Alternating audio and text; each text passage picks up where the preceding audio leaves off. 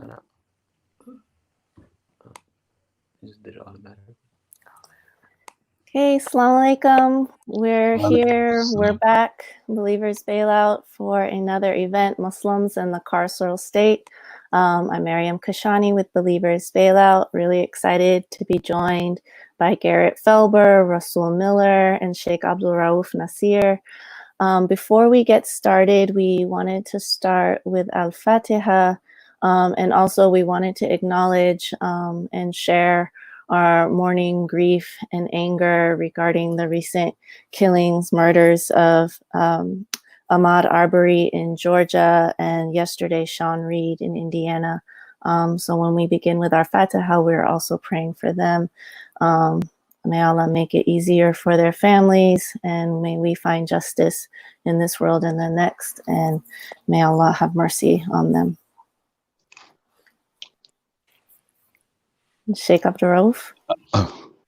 أعوذ بالله من الشيطان الرجيم بسم الله الرحمن الرحيم الحمد لله رب العالمين الرحمن الرحيم مالك يوم الدين إياك نعبد وإياك نستعين اهدنا الصراط المستقيم صراط الذين أنعمت عليهم غير المغضوب عليهم ولا الضالين آمين.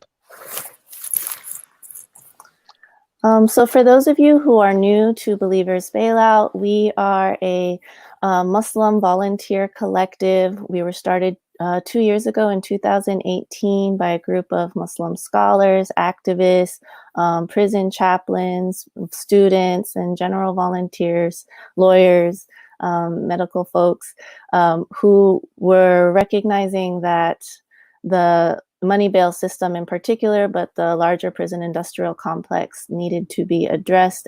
As Muslims, we are called to respond to moments of injustice and structures of injustice in our system. And we responded with the structure of zakat, our annual wealth tax, towards addressing a systemic problem in our society.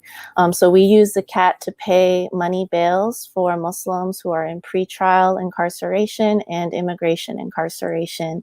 And to date, we have bailed out 38 individuals from these institutions, and we continue to try to support them after they're released as they fight their cases. We use the issue of money bail as a tactic to really have an opportunity to talk about the larger issues of the prison industrial complex, anti-Muslim racism, and anti-Blackness in our society. We're really excited to have this conversation with you all today. What was originally planned for a live event in Chicago, we are now doing virtually, and we're really excited because that means it can be more of a national conversation. So we have, to begin with, Shaykh ABDUR RAOOF NASIR joins us from the Bay Area. Donald Hazard was born and raised in Berkeley, California. In 1969, he became Donald 2X after joining the Nation of Islam, which was then under the leadership of the Honorable Elijah Muhammad. Upon the death of Elijah Muhammad in February 1975, the Nation of Islam began an historic transition to what Malcolm X called Orthodox Islam, under Elijah Muhammad's seventh child and successor in leadership, Imam Warith Deen Muhammad. Reflecting this transition, Donald 2X changed his name to ABDUR RAOOF NASIR and followed the former NOI's ongoing transition over the next 4+ decades. ABDUR RAOOF has worked 40 years both as a volunteer and as an employee Muslim chaplain inside the California Department of Corrections and Rehabilitation. He's been married for 43 years to Zainab Nasir and has 7 children, mashallah. He has a BA in social science from the University of California, Berkeley, and a master's degree in Islamic studies from Bayan Claremont Graduate School. ABDUR RAOOF NASIR currently organizes and teaches Islamic studies and Arabic classes at Masjid Warith Deen in Oakland, and he remains a dedicated student of the late leader Warith Deen Muhammad. Also joining us, Garrett Felber from Oregon right now, but usually in Mississippi, is an assistant professor of history at the University of Mississippi. His research and teaching focus on 20th century African American social movements, Black radicalism, and the carceral state. Felber was the lead organizer of the Making and Unmaking Mass Incarceration Conference and is the project director of the Parchman Oral History Project, a collaborative oral history, archival, and documentary storytelling project on incarceration in Mississippi. In 2016, Felber co-founded Liberation Literacy, an abolitionist collective inside and outside Oregon prisons. He spearheaded the Prison Abolition Syllabus, a collaborative reading list published by Black Perspectives, which highlighted and contextualized prison strikes in 2016 and 2018. Felber is also the co-editor of the Portable Malcolm X Reader with the late Manning Marable, author of the recent book, Those Who Know Don't Say, and is currently working on a biography of former political prisoner Martin Sostre. And finally, but not least, RASUL Miller. Dr. RASUL Miller is a historian of Black Muslim communities in the Atlantic world. He received his PhD in History and Africana Studies from the University of Pennsylvania. His research interests include Muslim movements in 20th century America and their relationship to Black internationalism and West African intellectual history. He currently serves as a postdoctoral associate in the study of the racialization of Islam at Yale University's Center for the Study of Race, Indigeneity, and Transnational Migration. RASUL Miller is a historian of Black Muslim communities in the Atlantic world. I think I put it in twice. All right, thank you. All right. Thank you. Thank you. Thank you all. So I believe we're going to start with a presentation by Garrett Felber, for those of you who haven't been able to read his book. Well, I want to thank Maryam for that wonderful introduction, and Hoda as well for just for organizing this event. It's my honor to be here. So I'm going to try to speak for about 10 to 15 minutes just on kind of an overview of the book, and then we'll open it up. And I'm going to try a screen share, so bear with me.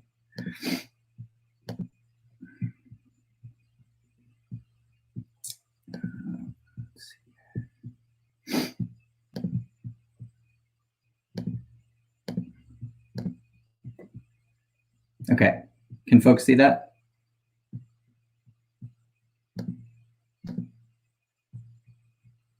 I hope so. So this is just sort of an outline of the chapters of the book. I'm going to focus my remarks today mostly on Chapter 2, Shades of Mississippi, the Nation of Islam's anti-prison organizing in particular. And I start out usually by talking about sort of two scenes that I open the book with, and just sort of a heads up or a trigger warning, I guess, given the recent lynchings of Ahmaud Arbery and Sean Miller, that this opens with a scene of police violence as well. So as was mentioned, I'm a scholar of 20th century African-American history, in particular, the mid-century Black freedom movement, or what's often referred to as the civil rights movement. And one of the kind of broad questions that I had when entering this project, and that I would like all the viewers to kind of think about, is what people and places come to mind when you think about the civil rights movement, and kind of hold that in your head as I describe these first two scenes. So the first was in April of 1962 in Los Angeles, outside of the Nation of Islam's Mosque 27.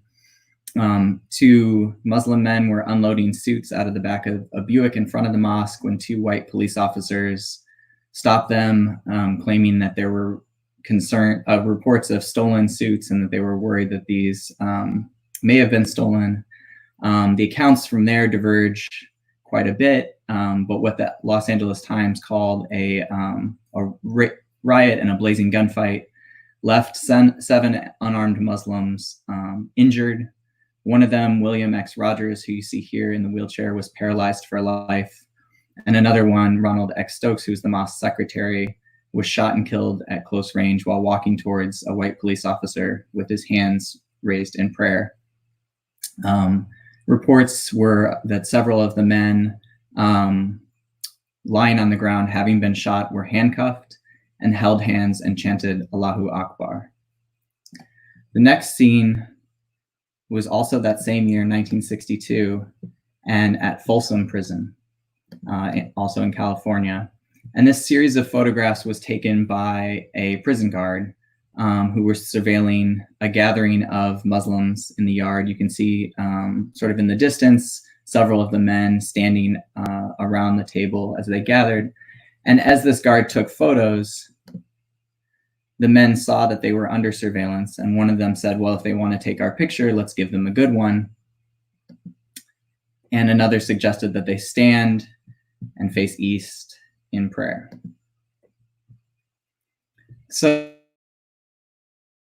these two scenes and sort of contextualize them within the civil rights movement is, if we think about 1962, it's sort of sandwiched between more public examples of the civil rights movement, like the Freedom Rides in 1961, the March on Washington in 1963, the Birmingham struggle. And my big question with this project was sort of where do examples like this, where Muslims are responding to state violence and surveillance with nonviolent resistance in the form of prayer, where do those fit within our stories of the Black freedom struggle? So today, with the time that I have, I think I'm going to sort of tell the story through a single document that I came across. And it was a letter from an incarcerated Muslim, Thomas Bratcher, to Malcolm X, who he had never met. And he was incarcerated at the time at the notorious Attica prison in New York. I apologize for using a mugshot. This is the only photograph I've ever been able to locate of Thomas Bratcher. I think it kind of speaks in part to the erasure of incarcerated people from these struggles and the way that the sort of only documentation that we often have is through these violent state archives. So Bratcher wrote this letter to Malcolm X in late 1961, right before these stories that I opened with. And I'm sort of just giving you a sense of what the document looked like, but then at the bottom I have kind of the piece typed out that I'll be talking about. So he's writing Malcolm actually with quite a bit of optimism in 1961. And what he describes, here, I'll slide this over so it's a little easier to read.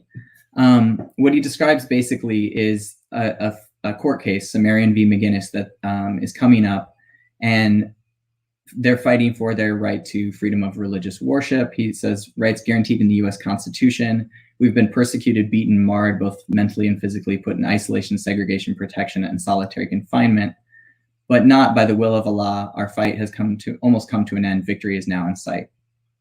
So part of the context to understanding why he might be optimistic in 1961 is actually that you have to go back almost a century to a Supreme Court ruling, Ruffin v. Commonwealth, which stated that incarcerated people were literally, quote, a slave of the state. So from 1871 up until this period, incarcerated people are seen to have no constitutional rights. This is known as the hands-off period, where the judicial branch essentially deemed incarcerated people under the sole jurisdiction of corrections, and that they had nothing to say about conditions of incarceration.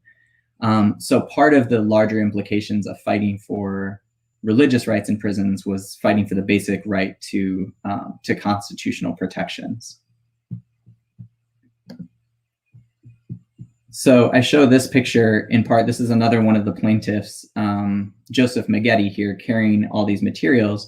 And it's not just legal materials that he's carrying, but he's actually carrying these diaries where they meticulously documented all the various ways that they were being oppressed. So part of the things that they're asking for, more specifically in terms of rights to religious freedom, one is access to the Quran. They were given access to the Quran, but only in English. So they were asking for an English to Arabic translation. And part of the reason the prison officials did not want them to have that was that they were worried they would write in Arabic and use it as code, which they did. So that was one thing that they were asking for. The second was the ability to correspond with ministers. So they were forbidden from writing people like Malcolm X under the pretense that if you had a criminal conviction, you couldn't correspond with someone who also had one. So someone like Malcolm or other ministers in the nation who had criminal records were forbidden from writing with incarcerated people. And the last was access to Black newspapers. So this is all prior to the development of Muhammad Speaks as the official organ of the nation. So the way that incarcerated people would sort of build their lessons and their surahs was through the Amsterdam News, the Pittsburgh Courier, the Los Angeles Herald Dispatch, and Black newspapers that were publishing editorials by Elijah Muhammad and Malcolm X. So the second part of this letter I wanted to share is, Bratcher's talking about, we've compounded all of this evidence over a period of 2 years to bring the state commissioner and the warden and these tyrants sort of to justice. And they consolidated these into one big trial. And I've highlighted this name at the bottom, Martin X. Mentioned at the beginning, I'm working on a political biography of him. And later, Martin X. Sastre in the late 60s and early 70s becomes this internationally recognized political prisoner because he's framed during the Buffalo Uprising of 1967. But early in the 1950s and early 1960s, he actually converts to Islam, and he's part of the Nation of Islam, and he's a jailhouse lawyer. And he's the one who's sort of preparing all of these legal cases that are going to the courts. So what he would do is write a writ, and people could simply fill in their names. So he's writing all these cases that people can consolidate into one trial. But the other thing I want to emphasize is that the legal strategy that the Nation of Islam is employing is just one of many that incarcerated Muslims in particular are using. The other thing that Sastre sort of theorizes and puts into play at Attica at this time period is that they're essentially being punished for practicing Islam, for having newspapers like the Amsterdam News in their cells, and they're being put in solitary confinement. And when they're put in solitary, they often lose what's called good time or earned time off of your sentence. So there's sort of this two-part mechanism of repression that's happening where they're being put in solitary confinement and then they're losing good time for the time spent in solitary. And what Sastre theorizes is that this is the central mechanism of repression in the prison. So what they'll do is they'll purposefully fill solitary confinement. They'll commit disciplinary infractions on purpose, fill solitary, and then prison officials have to make this choice of whether or not to fill solitary with radicalized, politicized prisoners, or sort of undermine this arbitrary system of repression that they've set up. So they're engaging in hunger strikes, direct action protests, and takeovers of solitary. And one of the points I make in the book is that this idea of taking over solitary, which is essentially the jail within the prison, actually coincides with or even precedes the Albany movement and the idea of filling the jails and jail no bail in the civil rights movement in the South. So it's not to suggest necessarily that these are in conversation with one another, but to that question of erasure and what we remember, it's that the jail no bail strategy of people purposely filling places like Parchman Prison and refusing bail actually is being done by incarcerated Muslims in Attica. And one we remember in sort of the story of the civil rights movement, and the other has been forgotten or erased. And this is a portrait of Martin Sastre that was done in the 70s by one of his comrades who tried to free him. And he had his sentence commuted in 1975. So the third part of this that I'd like to focus on is that Bratcher completely understands and telegraphs the state's argument for why the Nation of Islam should not be allowed to practice within prisons. And this is sort of a central point of the book. He says, I can see his main argument is going to be presenting publications out of books, magazines, and papers to try and justify the violation of our constitutional rights by saying that we are preaching hate, we are a fanatical group not recognized by the Muslim world. So this idea that the Nation of Islam is somehow heretical or unorthodox or not a part of the sort of global Muslim community or Ummah is an argument that the state makes as a way to say that they should not have constitutional protections of freedom of religion, and instead they position them as a hate group. And this happening in 1961 has a very particular origin story, and that's in this documentary that's called The Hate That Hate Produced. So these two people seated here, Louis Lomax, a Black journalist, and then towards the middle, a young Mike Wallace, later of 60 Minutes fame, are the two people who put together this documentary. It's a 5-part mini series. And I was going to show a clip, but I'm afraid to touch anything on my computer for fear of it all falling apart. So I would encourage you to check it out if you're interested. It's on YouTube in full. And my friend and comrade Zahir Ali writes that this may be, in fact, one of the first instances of sort of US media Islamophobia in the United States. It's a 1959 documentary. The idea of the hate that hate produced is in its title, right? It's the idea that white racism has produced a sort of underbelly of Black racism. So this idea of reverse racism or Black racism, or what they actually call Black supremacy, is a framework that they developed for describing the Nation of Islam at this time. And I think has implications for all sorts of movements after that. So just to give you a sense of engram that kind of traces occurrences of words in media, and you can see that the very idea of Black racism begins in 1959 with this documentary, and is of course ascendant through the Black Power era, where all sorts of Black power, self-determination gets framed by white liberals and Black liberals too as Black racism, or nothing but a Black KKK. There's all sorts of ways that the Nation of Islam gets sort of collapsed into the opposite of white supremacy. And the sort of other impact of the hate that hate produced is that it led a young doctoral student, C.R. Lincoln, who's a scholar of Black religion, but a Christian, to his dissertation topic. So he does a full-length dissertation, which becomes the first academic book on the Nation of Islam. It's called The Black Muslims in America. And I do a lot of work in the book to sort of contextualize the fact that the phrase Black Muslims did not exist to describe the Nation of Islam until C.R. Lincoln created it. And for Muslims in the Nation of Islam, they were adamant that this phrase was problematic for several reasons. One is that Black Muslims, as kind of the adjective Black, separated them from a global Muslim community. And then, of course, the second problem, which is that within sort of NOI theology, the idea is that all Black people are originally Muslim. So it didn't even make sense to describe Black Muslims. It was kind of redundant to say so. So C.R. Lincoln creates this framework of the Black Muslims and writes this book. And the people who take up that framework the most are law enforcement. So I want to just briefly talk about kind of the way that this creates what Dr. Suad Abdul Kabir calls the double burden of state violence for Muslims of African descent. So on one hand, there's the rhetoric of the war on crime, and on the other, the war on terror.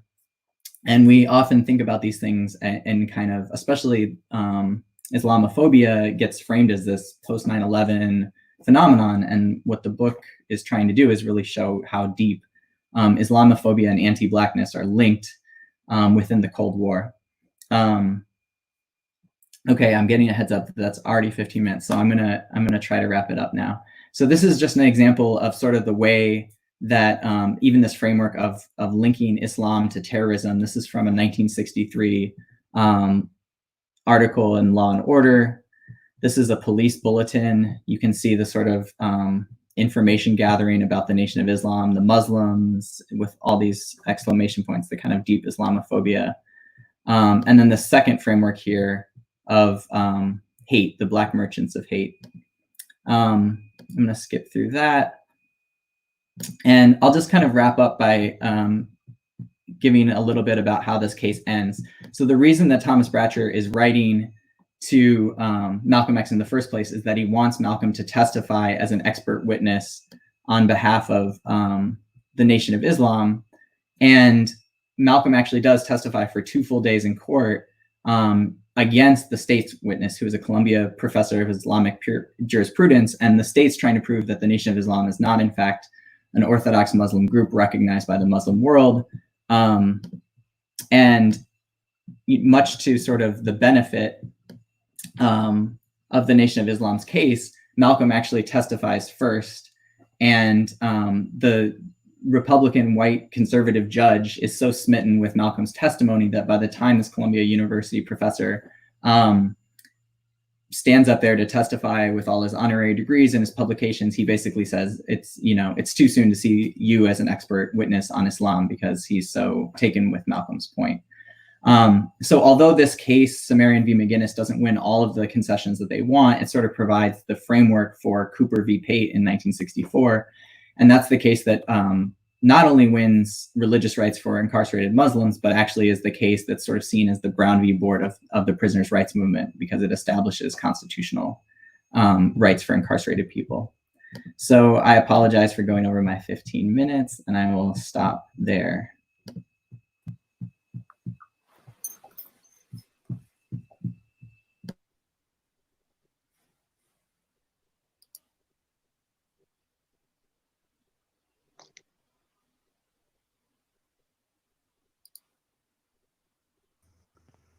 Yes, can you hear me?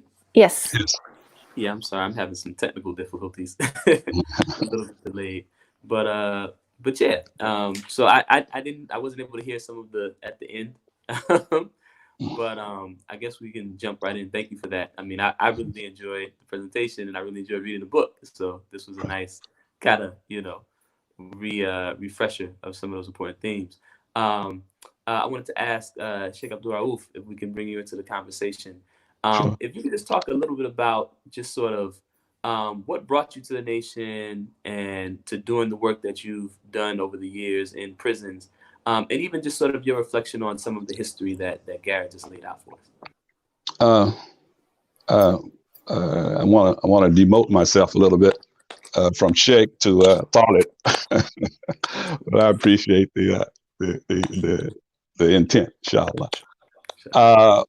I came to join the Nation of Islam in 1969. I was a college student at the university, looking for a way to help the movements that were going on to bring more dignity to African Americans. The civil rights movement. Malcolm had just been killed 4 years before that. Intense debate was going on between the members of the nation and those who were influenced by Malcolm's leaving the nation and so on and so forth. And I found the arguments of the people who most of my classmates were persuaded that the Nation of Islam was a path to the betterment of the condition of African Americans, Black people in them. And I joined that group. I was with that group, and eventually, of course, I joined the nation. And Garrett's presentation kind of highlights, and it goes back farther than that, the fact that the nation was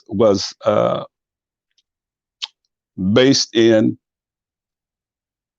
to a large extent, influences from prison life. They were connected with prison life so intensely that it goes without saying that we became involved in the concerns of prisoners.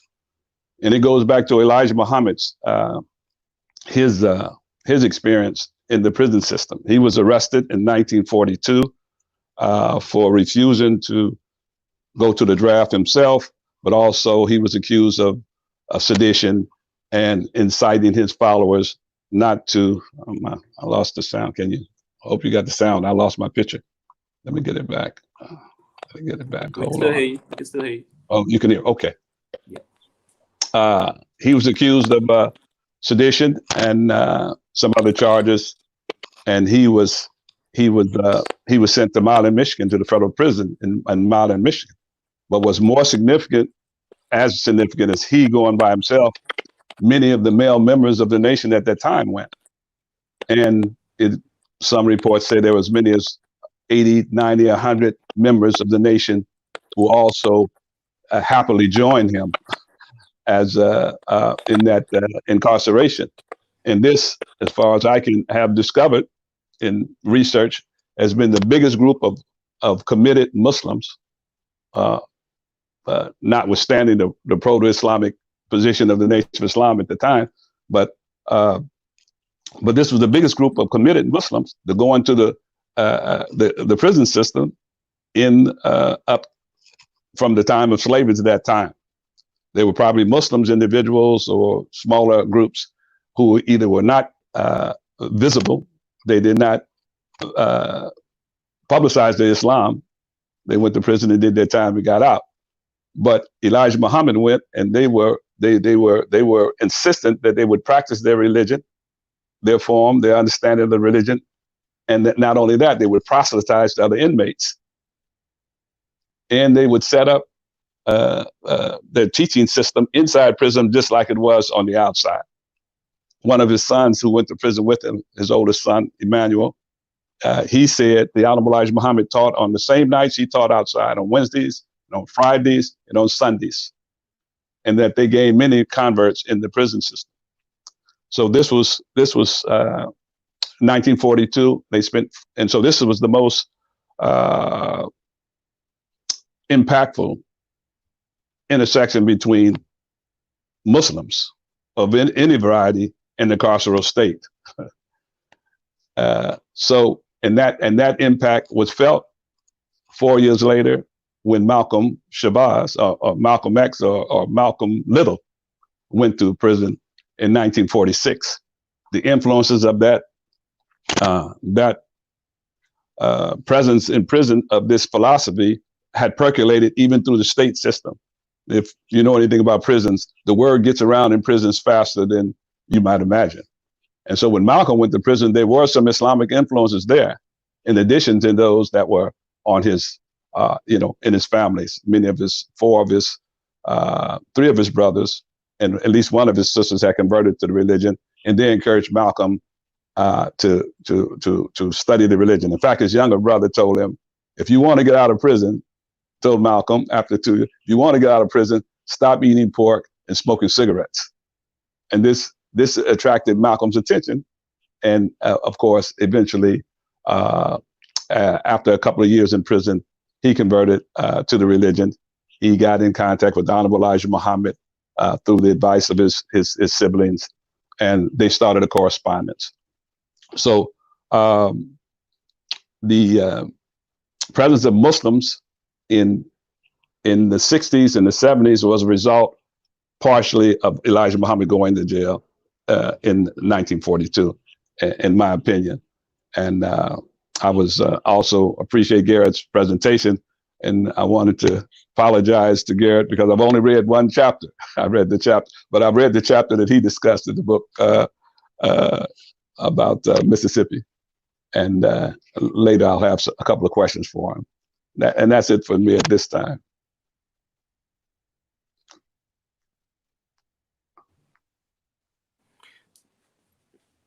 Sure. Thank you. Well, so I did have a couple other questions for you, but go ahead. if that's okay. Oh, okay. Yeah, go ahead. Well, one thing I wanted to ask you, just from your time, your experience working, with incarcerated brothers in the prison, I wanted to know if you could just talk a little bit about sort of the role of Islam in helping incarcerated Muslims both organize in prison and to maintain their dignity, while incarcerated. Yeah. Yes, incarceration is a major challenge to everyone who has to undergo that situation. And when people come to prison, they understand that they have to find a group to belong to. And usually it's based on where you come from, your neighborhood. You try to find someone to identify with, and you usually start with your neighborhood, people who came from the same community or the same state or the same locality. And then on the West Coast, of course, where gang culture is a major factor. In Los Angeles, if you're from Los Angeles, you're going to find those gangs that populate your community. And generally speaking, you're going to join that. But also, of course, Islam, that has a long and I would say a high reputation in the prison system because of what we just talked about from 1942, the 40s, the 50s, the 60s, and the 70s. I entered the prison system as a volunteer in the 70s, and so Islam was well established by that time because it had shown its ability to challenge prison authority even before they were permitted. Muslims were permitted to meet officially. They met unofficially even before, while the people were saying Islam is not a permitted religion. And I think in some of the pictures that Garrett showed, this is probably before Muslims were approved for as officially a official religious group, when they were banned actually from meeting, but they were tolerated because they were so they had a large presence, and they also brought something positive to the situations. When the penal authorities actually looked at it, there was a schizophrenic kind of understanding about the Muslims. On one side, they feared the Muslims for their philosophy, but on the other side, they appreciated the discipline that the Muslims maintained.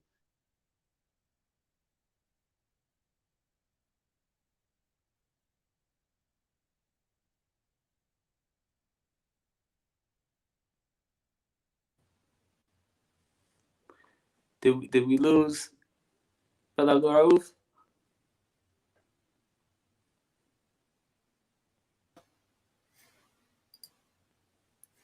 Hey, we might have, maybe until he comes back, we can circle back around to Garrett. Okay, I'm back. Sure. Oh, there he is. Oh. I'm back. So that has been the reputation. I don't know how much of that you heard, but Muslims have an established reputation over many, in fact, decades, from 1942 up until the present.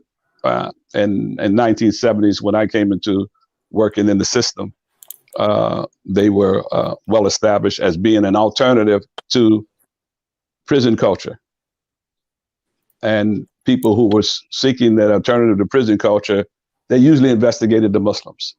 In fact, because of Malcolm's history in the prison system, many people, when they come to prison, they look for Malcolm's book as a guide to how to make their transition into life. They know it's kind of like a safe space in many prisons, where, for instance, in Los Angeles, if you were a Crip or a Blood, you had to stay a Crip or a Blood. And if you tried to leave the Crips or the Bloods, you had to pay a price. But in some of the prisons, they would allow you to become a Muslim if you were true. If they saw that you were real and you were true, they would allow you to become a Muslim without retaliation. So Islam was like an oasis in many prisons, not everyone. In many prisons, that was the situation when I came into the prison systems in the 70s. So I'll just leave it there, and we'll integrate some more comments as we go along. But I mean, the experience on the East Coast that is reflected in Garrett's book, I had some questions about that, because there was some language there in that chapter that I'd never heard before. I never heard the Muslim community referred to as the Muslim Brotherhood, and that seemed to be a term of with some currency in those institutions where you were. And another unique thing about your narrative was the variety of Muslim groups that coalesce in the prison setting. Almost 90, maybe 95% of the prisons in California, in the California prison system, I started when there were 9 prisons.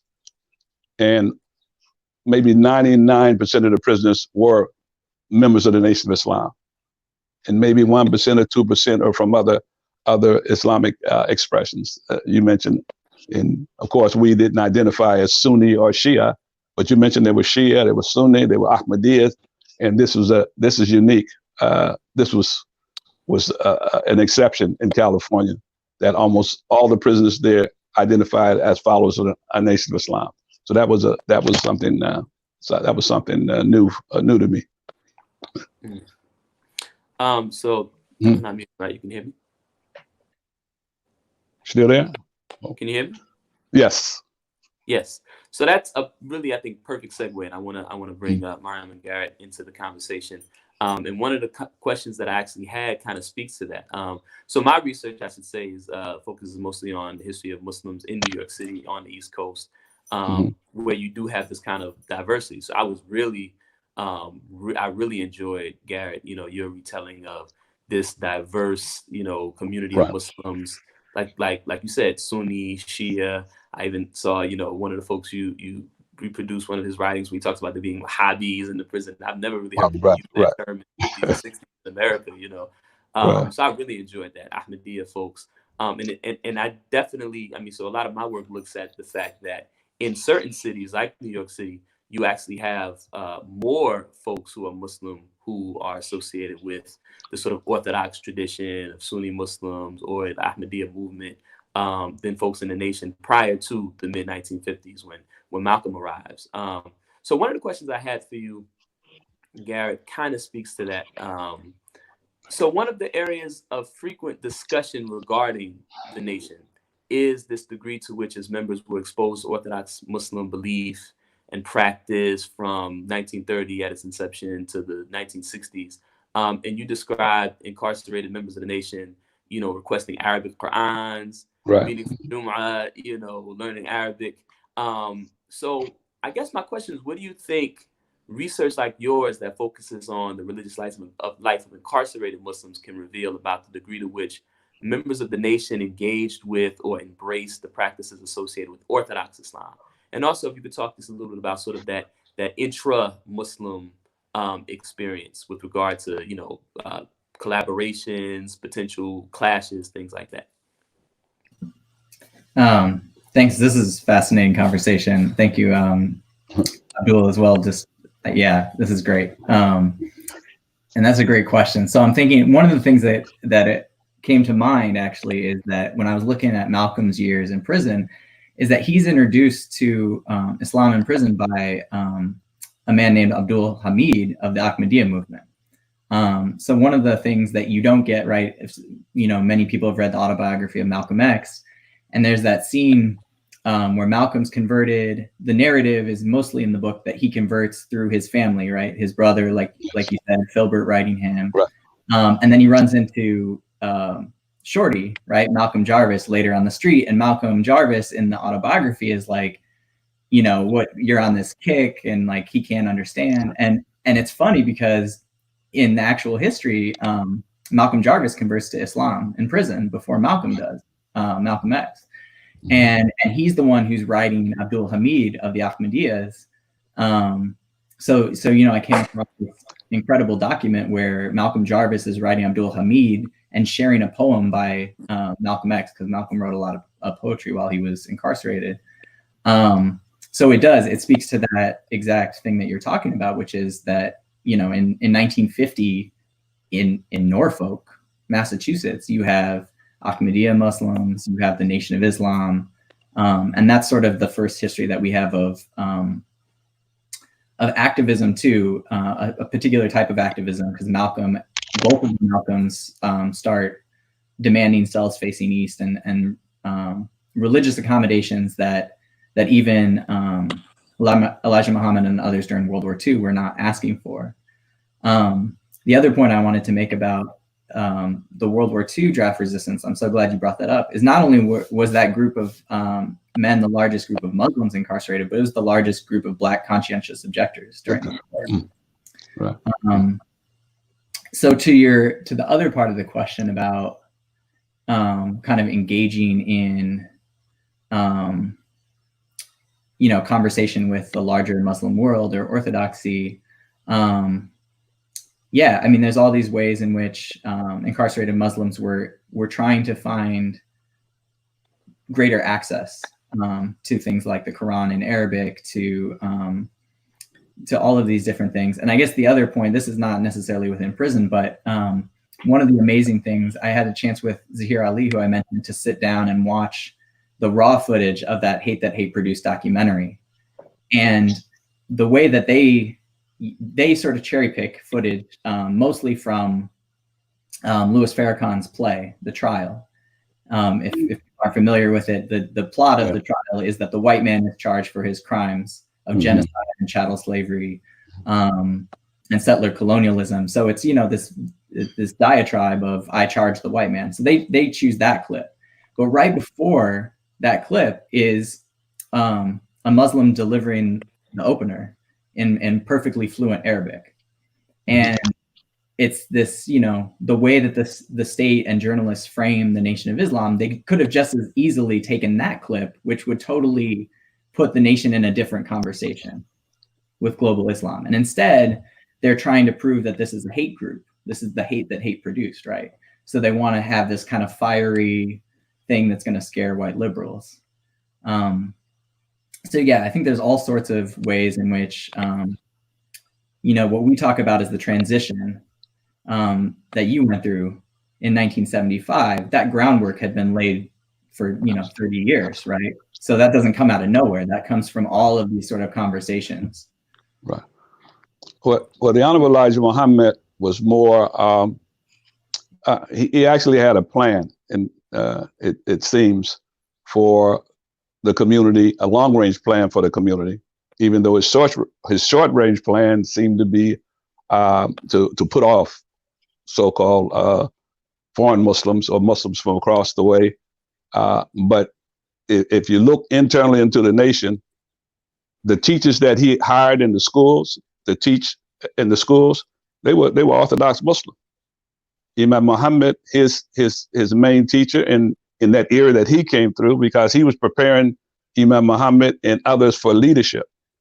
He had that strange prediction on him that he would be the one to follow his father in leadership. Is a, you know, I don't know if it's apocryphal or not, but I've heard it so many times that Fard Muhammad wrote his name on the back door when Elijah Muhammad's wife was pregnant, and that he told Elijah Muhammad to name your son Wallace. That was after him. He was and then he said, "This is the child that we're going to help you." And so when he was born, he had this strange prediction about him. And if you read Malcolm's writings about who would be the leader after Elijah Muhammad, because everybody was looking at him and said, "Oh, you're going to succeed Muhammad." But he said he knew of that strange prediction about Wallace Muhammad. But you'll see that their teachers were Orthodox teachers. They were Jamil Diab, Dr. Diab. He was the main Arabic teacher and Islamic studies teacher in the school in the area when Imam Muhammad came through. And of course, Imam Muhammad, he didn't also go to the draft. And so there was a lawsuit to keep him out of the service. And I think it lasted for 8 years. Elijah Muhammad had plans for him and his younger brother to go to Al-Azhar, the most orthodox of the Orthodox schools at the time in the Islamic world. And they weren't going to go there and learn the doctrine of the Nation of Islam. They were going to go there and learn what worldwide Muslims, the scholarship of the Islamic world. And if he was chosen or earmarked to be the leader, I'm sure that's what he was going to bring back to the communities. So that's another theme, a stream that was running that connected even though we didn't find it on the West Coast as much. There was no Jumu'ah prayers on the West Coast when we started going into the prison. The Nation of Islam members were not making the Jumu'ah prayer. You were talking about the 60s and the 70s, maybe the 50s that they were going to Jumu'ah prayer. So that was somewhere in that difference of there was something that in the nation they were moving toward this in small steps toward Orthodox Islam that Malcolm eventually got through in a cataclysmic kind of way, but he got there perhaps before the other members of the nation. But it's been a theme that in Elijah Muhammad's vision, I think that he was seeing it even perhaps in the 30s or the 40s prior to it being revealed after his death in the leadership of Imam W. Muhammad. Mm-hmm. Yeah, and just for people who may not be familiar, and thank you so much for that, for ABDUR RAOOF. For people who may not be familiar with some of the history you're talking about, of course, Wallace, some have asserted is sort of another rendering of Warith, right? The Arabic word for inherit. So this being an indication from Farad Muhammad that your son Wallace or Warif would be the inheritor to take up your mantle. If I could just throw in very, very briefly, a lot of both of your comments, they really dovetail with some of what I've even gotten from my own research and collecting oral histories. One brother I interviewed up in Boston, in Massachusetts, mentioned that they had a collective of Black Muslims that would kind of make the rounds. They would go to the Ahmadiyya mosques in the 1950s. They would go to the Ahmadiyya mosque to learn Arabic. They would go to the Sunni mosque to learn more about spirituality. And they would go to the nation to learn more about politics. You know, but I want to kind of get back a little bit to some of the stuff that a particular point that you mentioned that you talked about in your book, Garrett, or sort of the framing of it with this idea of the discipline, the dialectic of discipline. I really enjoyed that. If you could talk a little bit more about that and just about the ways that Black and Muslim organizers use discipline to organize collective power and sort of the possibilities for using that today. And of course, Brother ABDUR RAOOF, I'd love to hear your thoughts on that as well. So it's kind of an open question. Yeah. So, I mean, I should say, like, I was really reluctant to come up with like a theoretical phrase, especially an alliterative one, like dialectics of discipline. Like, I'm not a theory head, so I wasn't excited about like coining a theory and putting it in my book. But it honestly came out of like trying to grapple with what I was seeing. And the thing that I was seeing especially in the prison setting was, you know, incarcerated Muslims would do something and the state would respond. So for example, with Sastre, he would write these writs, and then Attica came up with what they called Rule 21. And Rule 21 was that you couldn't have legal materials in your cell that were not your own. So that was how they were trying to shut down jailhouse lawyers, because if he wrote a writ and someone else had it, they could punish them. And then, so I did the chicken or the egg thing where I kept saying, well, like, okay, this is responding, the state's responding to them, but then they were already responding to the state by writing the writ. And I just kept doing that. And then I kind of had this epiphany that was an obvious one, which is it's dialectical. It's not, you know, one after the other. It's in constant conversation with sort of repression and resistance. So that was the dialectic. The discipline was that I realized that there were sort of two forms of discipline happening. There was the state discipline, the coercive state power, punishment, and that Muslims were responding with both sort of individual forms of discipline through study, through prayer, through faith, and then the state, or sort of a collective form of resistance. So that apocryphal story after Johnson Hinton is beaten by police in New York, where Malcolm sort of snaps his fingers, right? So that the Fruit of Islam all line up outside the police precinct and he waves them away. And the lesson of that story is the discipline, the thing that scares police. I mean, the Bureau of Special Services, which is the investigative unit in New York, they open a file on Malcolm after that. That is the moment where they open his file. And what scares them is the discipline, the ability to both sort of turn it on and turn it off. And that collective discipline. And what I kept seeing, especially within police surveillance, because the police, like, they have this pretense of discipline. They're a completely undisciplined group of people, right? We know that, but they operate under the auspices or the pretenses of discipline. And what I would see is this almost the kind of what you talked about, that fear and awe thing at the same time, where they would see the discipline of the Fruit of Islam. They would be surveilling, you know, a gathering, and they would see people moving posts, and they were trying to figure out, like, when do they move posts? Who gives a signal? How does this work? So they were just in constant awe of the discipline of the nation. And that was what scared them in so many ways. So that was sort of the dialectics that I was talking about, is both this kind of collective discipline, that can be used for social change, and individual discipline, which I deeply believe. I mean, I'm sort of, you know, a Boggsian, James and Grace Lee Boggs to the core, where I believe that, like, internal struggle has to happen alongside social struggle. Like, if we're not changing ourselves through our movements, then there's no way we're changing the world, right? So I think that's another aspect of it, is that we have to kind of struggle through our own internal contradictions at the same time that we struggle through the contradictions of the world, of class and of capital and labor and those sorts of things. I think it's inside the prison setting. That's one of the things that allowed the Muslims to continue in their services, even though they want to approve religious group.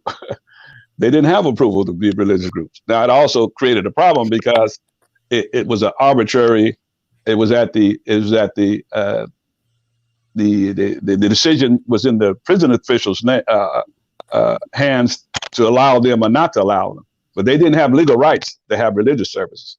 Yet in all the settings that you mentioned in your book, prior to them winning that right, that was, you said in 1964 in California, it was not to 1970 when the federal judge ruled that Islam was a permitted religion. And before that, it was not permitted. When Eldridge Cleaver was he was the cellmate of the minister, I think it's Booker T. Johnson, and he got killed on the yard in 1963. And when he got killed on the yard, Eldridge Cleaver became the minister. But there was kind of discipline that was enforced on the community because they didn't want the Muslims to. They didn't want to give the prison officials a reason to become more violent than they already were, and so but that discipline allowed them to have services when they weren't supposed to have services. They got a space on the yard when they weren't supposed to have a space on the yard, and so this is a factor that when these guys get out of prison, if they could just preserve that discipline, they would be a powerful force for making social change. And we call them, when they get out now, we call them returning citizens. And they're fighting to get their rights back of being able to vote and be able to sit on juries, which the incarcerated person cannot do either of those things. And so, as you said, Garrett, it's a big factor in being able to make social change. And I was just going to say, too, I forgot to add, at Attica, in the uprising in 1971, the Muslims at Attica are the ones who protect the hostages. And It's because they're the ones who could be entrusted to have the discipline necessary to do that. So that I think the role that Muslims in the nation play at Attica is something still that has been under recognized. Right. Yeah. So I have to ask a follow, and I'll mention too that one person that I write about in my work is that you mentioned, Garrett, is Sheikh Dawood, and I found in going through some of the archives that he actually was one of the plaintiffs in the lawsuit against the state for their violence against folks in response to the Attica riot. But I want to ask a follow-up question to both of you. What do you think are some of the sort of possibilities for revisiting that today? So sort of using that same kind of discipline on the part of people that are organizing for power, against the state, so to speak, or to protect us from the state. What do you think are sort of some possibilities for sort of learning from those lessons in the present day? I mean, I love, the abolitionist MARYAM KASHANI talks about hope is a discipline, right? And that we shouldn't think about hope as an emotion or a feeling, but it's a practice, and that it's something that you enact through discipline. So I think there's a lot to be learned in terms of thinking about discipline in that way. And then also just, like I said, the relationship between collective and individual discipline, that we have to be working through internal contradictions and dialectics as we engage in collective struggle. And that's sort of the thing that we're all doing in our movements is changing ourselves as we change the world. Well, ABDUR RAOOF, I don't know if you wanted to add anything to that. I don't want to add anything. No problem. I had to get an invite. Well, I have a couple of more questions, and then I think maybe we can move to some of the questions from the audience, because I've been seeing some good ones. And I hope everybody can see Brother Zahir Ali's comment down there. I agree. Well, Thank you, so yes, I Zahir. have a couple more questions. One, I guess, is more so directed to Garrett, and the other more so directed to Brother ABDUR RAOOF. But of course, you know, feel free to jump in. So, Garrett, I'm curious to ask you, how would you say the current carceral apparatus, right, the carceral state, police violence, mass incarceration, all of that stuff that we're up against, how would you say that the carceral apparatus we have today is a product of the state's, or to what degree is it a product of the state's responses to the successes of Black and Muslim organizing in the period that you're writing about? Wow, that's a good question. I'll start specific and go broad. So one of the things that was a demand of the 2018 strike by incarcerated organizers was the rescinding of the Prison Litigation Reform Act, the PLRA. And the PLRA is a legacy of the sort of 94 crime bill, tough on crime era, which much of mass incarceration that we're dealing with today is from that era of tough on crime. But I think that we have to understand the PLRA, which basically, for those who don't know the PLRA, it was essentially to limit the ability of incarcerated people to access the court by having all these sort of exhaustive remedies that you have to go through all the channels within the prison system before you can access the courts. And I think that's so much linked to the successes of Muslim prison litigation that the nation was responsible for in the 50s and 60s and onward. That by the 1970s, you really have this robust era where incarcerated people are winning suits. And the attempt to roll that back was through the PLRA. So, I mean, I think if we think about, like, I'm talking about dialectics of discipline in a very granular way on the ground, but we have these larger backlashes that happen over 20-year periods where people make gains and then the state reverses those. So I think that's one tangible example I can think of.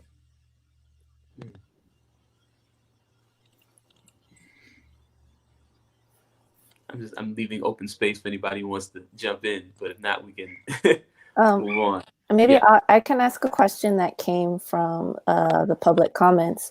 And that's the question of, how does the status of Muslims in prison today compare to their status in the past? And I think you're speaking to that a bit here. Yeah, from Dr. Sawad. Hi, Dr. Sawad. Yeah, I'm going to let Abdul take that one, actually, I think. Well, over these 40 years, I think that the status of Muslims internally inside the prison system, in terms of other inmates, hasn't receded or hasn't diminished. They had a stellar, somewhat of a stellar reputation, and for the most part, that has been maintained, even as the Muslim communities have evolved into different.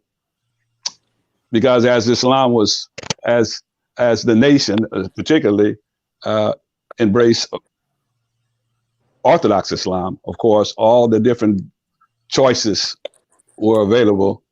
You know, Orthodox Islam, are you going to be a Sunni? Are you going to be a Maliki? Are you going to be so all these choices that presented to the Muslim inmates now has caused somewhat a factionalization in some respects. Of course, after 1979 and 1980, the Shia influence began to grow inside the prison system. And so those things had some kind of accommodation had to be made. Well, it seems to me that they made it on the East Coast faster than we made it on the West Coast, because you didn't see a person from even a 5%er, for instance. You didn't see 5%ers on the West Coast, but they've been on the East Coast since the 70s and the late 60s, early 70s. It happened here in the 80s or the 90s here. Of course, we didn't see a Shia. We didn't see people who were advocating different schools of thought, because there was only one monolith, which was the Nation of Islam. So as the combinations are made, there has been some factionalization, but it hasn't led to a loss in and status of how people from outside are seeing the Muslims, are seeing the Islamic communities inside. And of course, has given the administration the cause another tool to create havoc inside the system because of the traditional rivalries that happen between the Sunni and Shia and between the different schools of thought. Historically, they've done their homework.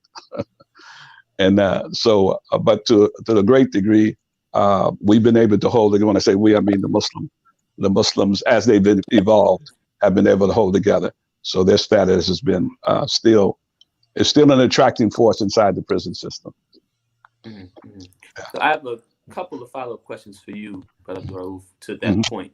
One question I was really interested in, one thing I was really interested in, I wanted to know if you could speak a little bit about how, in your experience, how you've seen the role of Muslim chaplaincy in prison change over time. I understand you were a volunteer, Yes. and in interviewing folks on the East Coast from the Darul Islam movement. So again, this African American Orthodox Muslim community that played sort of along with the nation a kind of pioneering role in developing Muslim prison chaplaincy and prison outreach in men's and women's prisons on the East Coast. One of the things folks told me about was sort of this transition from prison chaplaincy really being a sort of volunteer grassroots effort to something that was a little bit more institutionalized and whatnot. Yes. So what was that how have you seen sort of just the role of the prison chaplain evolve over time? Well, obviously one of the demands of all the groups was representation from the outside, as Garrett mentioned. They wanted to be able to have consultation with Malcolm, and they want to have Minister Robert X. Williams come in from Buffalo, and those kind of things. So they were demands because they knew that symbiosis between those who are outside practicing and living the religion needed that contact.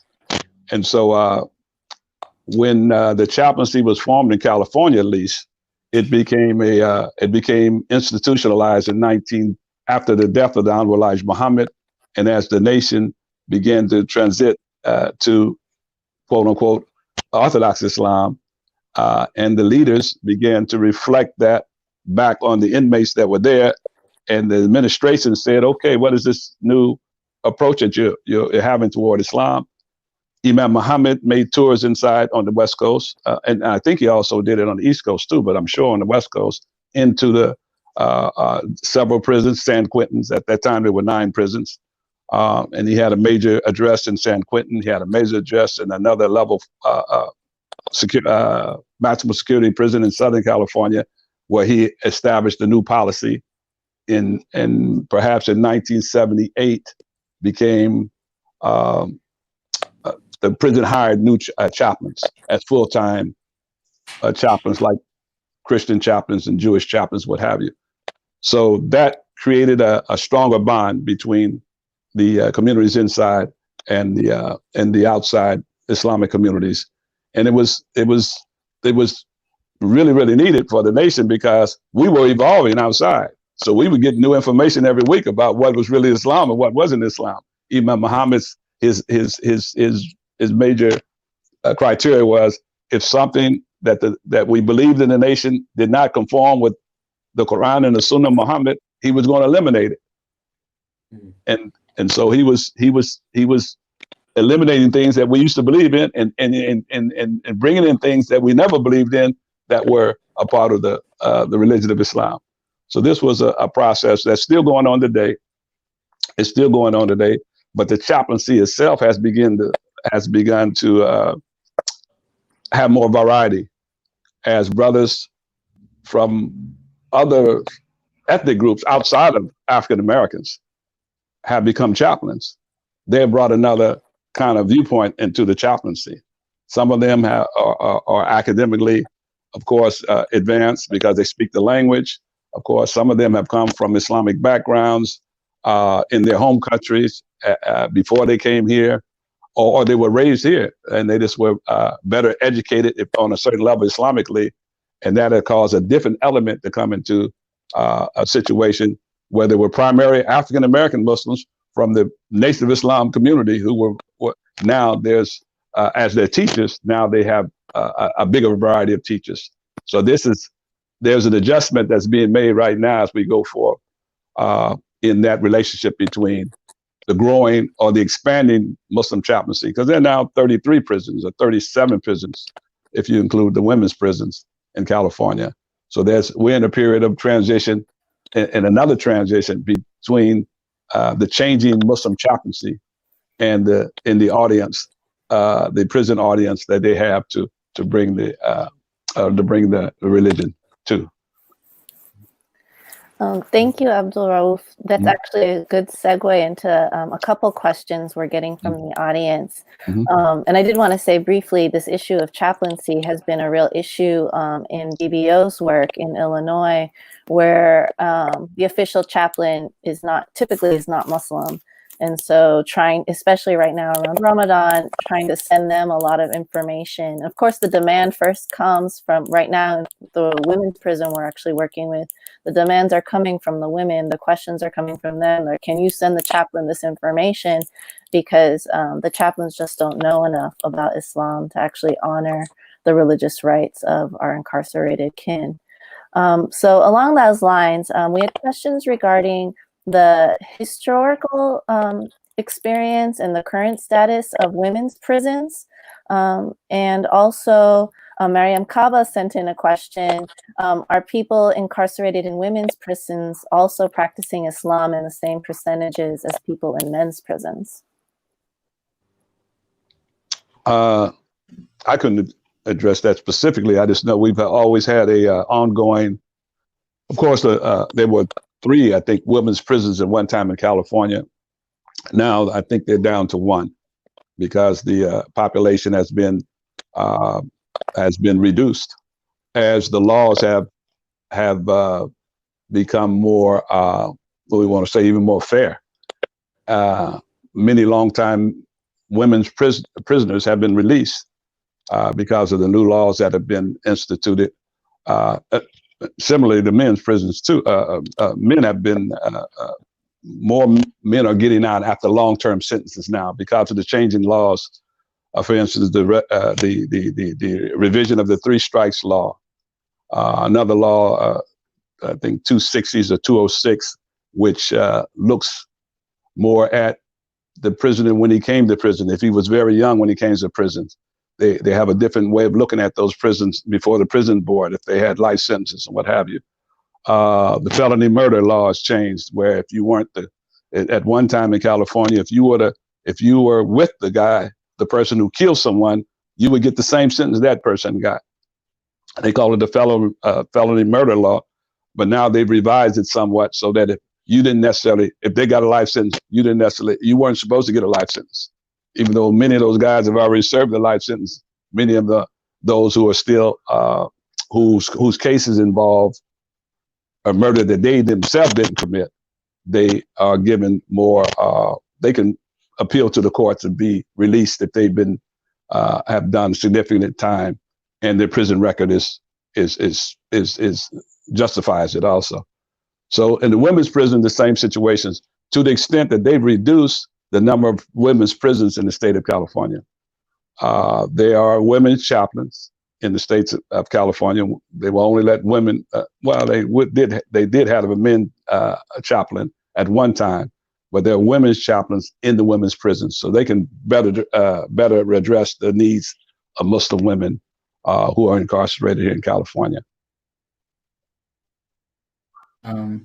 I'll just weigh in on what I don't know and wish I knew, which is to Maryam's question. One of my great regrets with the book was not doing more with what incarcerated Muslim women were experiencing. And in part, I think that would have had to be done more through oral history, because when I was looking through state documents as kind of the broad umbrella of who was being recorded as Muslim in New York State, I only came across, I was charting every woman I could find. I think I came across 3 total.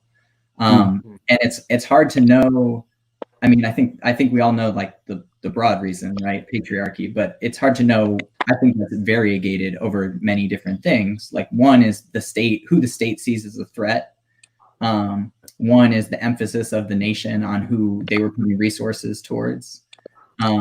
But even, I mean, at some point I sort of realized that even the, what Abdul laid out at the beginning, right? The reason that the nation was even in prisons was because of this draft resistance during World War II. So even from inception of sort of like why the nation was in prisons was gendered. You know, men went to prison because they were draft eligible, whereas women were not.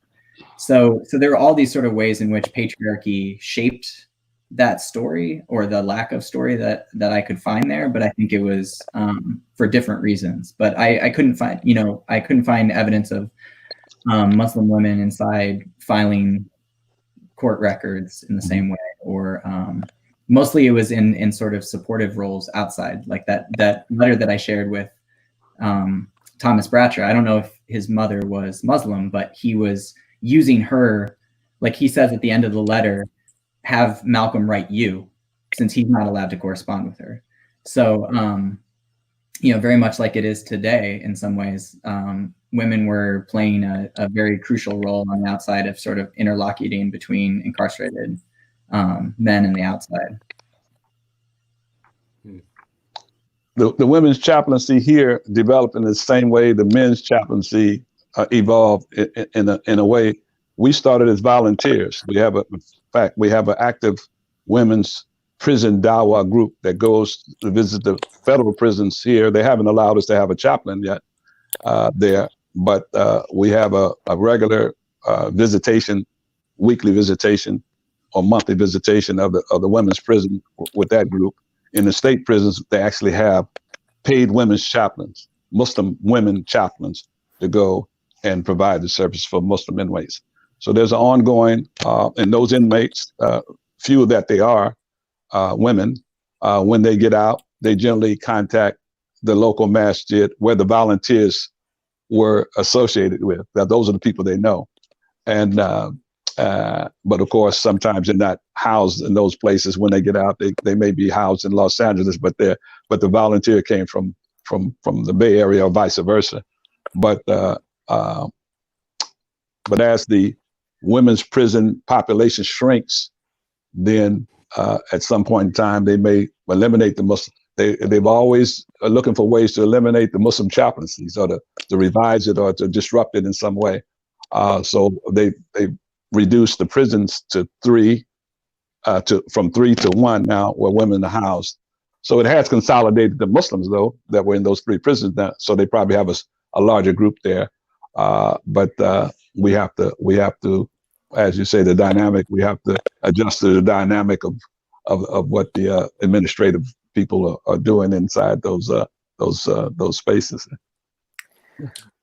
So I was going to add something also. So the current Nation of Islam also, you know, they have a very active prison ministry. And when Believers Bailout first started, it was actually one of the sisters from the prison ministry who was part of our, you know, beginning coalition work. And it also seems from the work we've been doing, women's prisons aren't just getting as much of like chaplains visiting at all, right? You know, I think that's been something where they have a definite lack of programming, at least here in Illinois.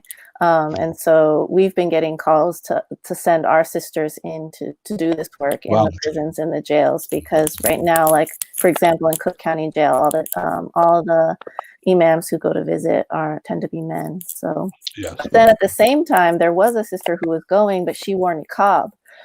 And so the jail wasn't letting her go in with her niqab, which is partially why, you know, the Muslim women weren't getting a chaplain to come in.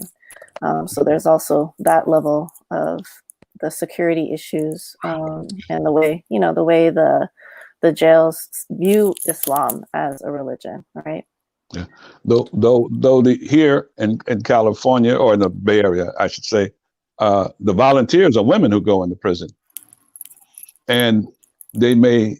A brother may go in order for him if they have a ceremony or something, but generally the regular volunteers are led by women, and they make the adaptations for prayer and what have you. I guess the sisters lead the sisters, but if they have a Eid and there's an imam or something like that, and at one time we had a contract at the federal prison where there was a a man who was going to do the Juma, because they recognized the Juma prayer, and at the local federal prison here. And but generally speaking, the big bulk of the volunteers, those who volunteer, are women who go into the women's prison. I had another question I wanted to throw out there before we run out of time. So, Garrett, one of the things that you talk about in the book is this sort of history of coalitions, right, on the East and West Coast, of Muslims, folks from the Nation of Islam, working with coalitions that were pretty broad in terms of class, at least, and sort of different levels of radicalism, if you will.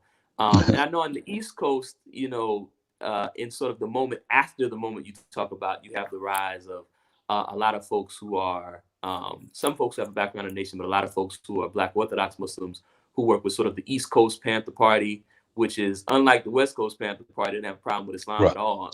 About everybody got the last name Shakur for that reason.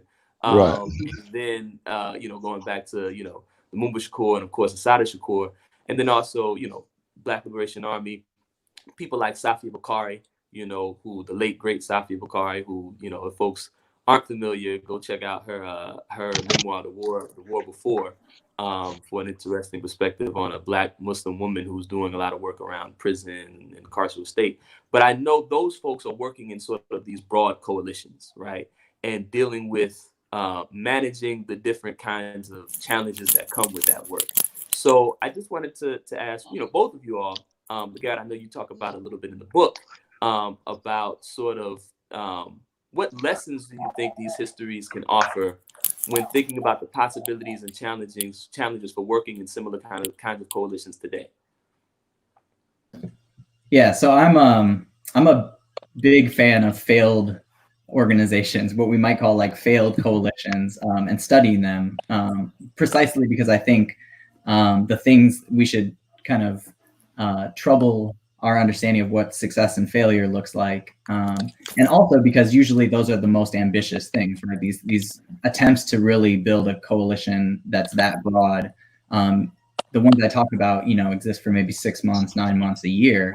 And I think the tendency is for people to kind of throw those out and say, well, what can we learn from that? And I think we can learn a lot. So I love, you know, the Bernice Johnson Reagan quote where she says, basically, you know, if you're comfortable in a coalition, your coalition's not broad enough. So coalition work is by nature tenuous, it's difficult, and probably inevitably going to fracture.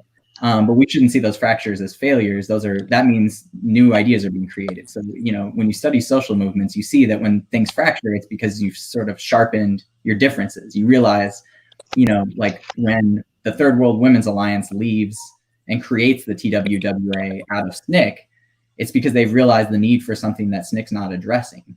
So that's not a failure of coalition. It's actually a productive sort of sharpening of differences and new ideas. So I think there's that.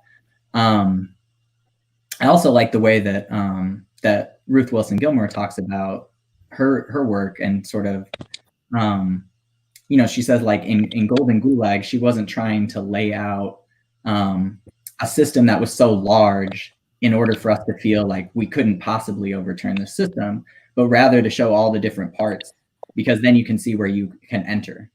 And I think that's in some ways a point that she's making about coalitions, right? Like that the idea is that we all have our sort of role to play in a larger movement. And the lesson from, you know, these coalitions that I was trying to show is that, like, by nature, coalitions are always going to feel tense and, you know, I mean, the ones that I'm talking about are, you know, middle-class Black Christian groups organizing with the nation, organizing with leftists. I mean, there's no doubt that when talking about police brutality, folks were going to fall on very different sides with that. But I think that's still a productive tension. And I guess just historically, I felt like it's important to think about these past coalitions because we think about things on a national level often. So, you know, we think about the NAACP on a national level, and we think about the Nation of Islam often on a national level. We think about Chicago, Elijah Muhammad, what's the royal family doing? And it's the local level where you see, like, okay, but you know, John Shabazz in LA is organizing with the NAACP because they have a shared concern, which is police violence. And what happens is the national level, you get Roy Wilkins and Elijah Muhammad who come in and see this as a problem. But at the local level, there's a lot of productivity. So I think also these coalitions reveal a lot about those tensions between a national organization framework versus hyper local. I just want to add that the Minister Farrakhan's Nation of Islam, who is little, who didn't actually go through a transition as the leadership under Wahidul Muhammad, they've been very good at that coalition building, in the sense, and the biggest expression of that is like the Million Man March that got pulled off because they brought in a lot of different elements from different groups, and I find that they have a lot to offer in terms of a pattern of how to at least in their interest, what they identify as their interest, to pull off coalitions, and we can learn a lot from Farrakhan's Nation of Islam in that respect. Brother ABDUR RAOOF, I wanted to ask you kind of a follow-up question to that point before we run out, if there's time. One more follow-up. Really. Don't go ask the well, question. I mean, Yeah. we have some good questions. Yeah, no, I mean, we actually want this conversation to go on for another 10 hours, but yeah. But ask the question, and then I actually have one final question. Yeah. Sure. I feel real awkward saying Brother ABDUR RAOOF too. I want to say Shaykh, but I'm respecting you. ABDUR RAOOF. Well, at least let me say brother. Let me put some. All right, brother. Alhamdulillah. It's all good. But so to that point about coalitions, and I'll try to ask this succinctly. I'm curious that as you've seen sort of the profile of Muslims, incarcerated Muslims, become so much more diverse, do you see sort of theological debates and doctrinal issues sort of come up as Muslims or people identifying with Islam are organizing around shared interests in prisons? Yes. These issues are an everyday factor in the prisons, and it depends on the somewhat on the chaplain, but more so on the skill of the inmate leaders, to be able to resolve these problems and to make, to be able to negotiate. But the chaplain sets the tone for it. If the chaplain, for instance, we have groups where somewhere in the late 80s, in the early 90s, when Shia Muslims became a bigger factor in communities, it was a big test on many of the chaplains, because they had to negotiate this coalition building inside the prison in these communities. And of course, typically, the Shia wanted to have a separate organization from the Sunni Muslims if the chaplain wasn't able to negotiate these kinds of coalitions between what is historically a problem for the Islamic world, but inside the prison environment, of course, being together was much more valuable than being separate. And the same with the nation. Those who follow Minister Farrakhan, that's a constant issue, depending on the group of inmates who are there and in their mindsets. And this is where the challenge for new chaplains who come outside, who are from outside of our experience, the Islamic experience, who maybe come from traditional Islamic environments where they have a orientation toward one group or the other. So the skill of the chaplain and the skill of the inmate leaders determines how these coalitions are held together in a tight bond or in a very loose bond, and sometimes in a separation altogether. But it's a challenge for all the prison systems going forward. I'm glad you asked that question, Brother Rasul, because that was it was really a great discussion. So I think we would love for this conversation to keep going, but we also want to respect everyone's time. And so I guess my final question for you both is, what's the work that you're doing now, and sort of what is your advice about the work we should be doing now in our different capacities? Well, I continue to work with what we call returning citizens. I don't work in the system anymore. I was negotiated out of the system a couple of years ago, and but being able to extract the great power that comes from these guys have done 10, 15, and 20, 30, or 40 years in prison, and they have to get out and rebuild their lives. And they've been remarkable, really, in terms of the success stories, and with the minimized number of other than success stories that we've had. It's almost research should be done on that. But I continue to work with them and trying to make a smooth transition from prison life to civilian life, and that takes up most of my time. I guess the work I feel like most of my anti-prison work revolves around kind of supporting radical reading groups, especially. So I have a program that sends books to folks inside so they can self-facilitate radical study circles. One of the things that I co-founded a campaign back in January to address the deaths that were happening in Mississippi DOC almost daily, beginning December 29th with Pauline Rogers' The Mississippi Freedom Letters campaign. So we're writing letters of support to every incarcerated person in the state of Mississippi. We've written over 9,000 so far, and we've got 14,000 to go. So one of the things, I mean, this is in many ways the lesson of prison abolition work, which is, in Thomas Bratcher's letter that I shared, he writes to Malcolm, the fighting man cannot win the war without the moral support of the home front. And I think that's a great metaphor for thinking about abolition work, which is that we on the outside have to be in constant support and communication with people inside and seeing what they need. And that can mean writing letters, that can mean putting money on people's books, that can mean the work that BBO does, bailing people out, all of that. But that's the constant with organizing, is to be in solidarity with folks inside and seeing what they need. So that's most of the stuff that I've been involved in. Rasul, do you want to say a little something about what you do on? Nah, I don't do enough. but hopefully that's going to be changing pretty soon, and I hope to kind of connect with all of y'all to talk about ways that me and some of the folks that I work with in the community can support some of this work. So, but yeah.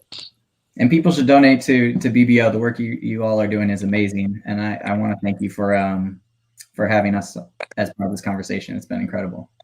No, thank you all. I mean, I think Rasul and I each have like 20 more questions and things that we want to talk about. Like, as we're thinking about reentry and rebuilding folks' lives, we'd love ABDUR RAOOF's advice on that. We've started doing a little bit of letter writing and things like that too. So I think we just all have a lot to learn from each other. And I'm really hoping that these conversations keep on going. Yes, and thank you to Rasul for moderating and asking brilliant questions and bringing your own historical research into this conversation as well. I highly encourage people get Garrett's book, Those Who Know Don't Say. And similarly, BBO is also trying to get Islam and abolition reading groups started. We started one locally here. There's one in DC now. So if that's something folks are interested in getting involved with, do reach out to us for that as well. And so maybe Shaykh ABDUR RAOOF, will you close us out with a dua or a prayer or something? ربنا لا تؤاخذنا إن نسينا وأخطأنا ربنا ولا تحمل علينا إصرا كما حملته على الذين من قبلنا ربنا لا تحملنا ما لا طاقة لنا به واعف عنا واغفر لنا وارحمنا أنت مولانا فانصرنا على القوم الكافرين آمين. Thank you all. Thank you for the invitation. Thank you. All right. See you next time. All right. All right. Assalamu alaikum. Walaikum. Wa alaikum salam.